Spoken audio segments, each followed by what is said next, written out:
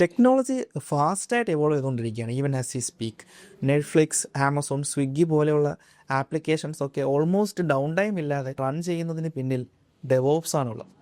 DevOps ഒരു ടൂളല്ല, DevOps ഒരു programming ലാംഗ്വേജും അല്ല. ഡെവോപ്സ് എന്ന് പറയുന്നത് ഡെവലപ്മെൻറ്റ് ആൻഡ് ഓപ്പറേഷൻസ് ടീംസ് ഒരുമിച്ച് വർക്ക് ചെയ്യുന്ന ഒരു കൾച്ചർ അല്ലെങ്കിൽ ഒരു പ്രോസസ്സ് ആണെന്ന് വേണമെങ്കിൽ പറയാം. ട്രഡീഷണലി ഓപ്പറേഷൻസ് ടീംസും ഡെവലപ്മെൻറ്റ് ടീംസും ഒക്കെ സെപ്പറേറ്റ് ആയിട്ടായിരുന്നു വർക്ക് ചെയ്തിട്ടുണ്ടായിരുന്നു.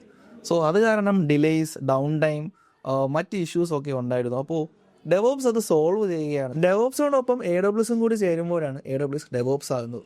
അതായത് AWS ക്ലൗഡ് ടൂൾസ് ഉപയോഗിച്ച് നിങ്ങൾക്ക് ആപ്ലിക്കേഷൻസിനെ ഫാസ്റ്റായിട്ട് ബിൽഡ്, ടെസ്റ്റ്, ഡിപ്ലോയ് പിന്നെ മാനേജും കൂടി ചെയ്യാൻ പറ്റുന്ന ഒരു സിസ്റ്റം. ഇന്ന് കമ്പനീസിന് വേണ്ടത് സ്പീഡ് മാത്രമല്ല, സ്റ്റെബിലിറ്റി കൂടിയാണ്.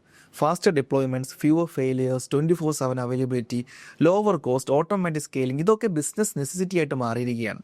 സ്മോൾ ഡൗൺ ടൈം പോലും കമ്പനീസിന് ഹ്യൂജ് ലോസാണ് ഉണ്ടാക്കുന്നത്. സോ ഇവിടെയാണ് ഡെവോപ്സ് കമ്പനീസിനെ ഹെൽപ്പ് ചെയ്യുന്നത്. വേൾഡിലെ തന്നെ ലീഡിംഗ് ക്ലൗഡ് പ്ലാറ്റ്ഫോമാണ് AWS.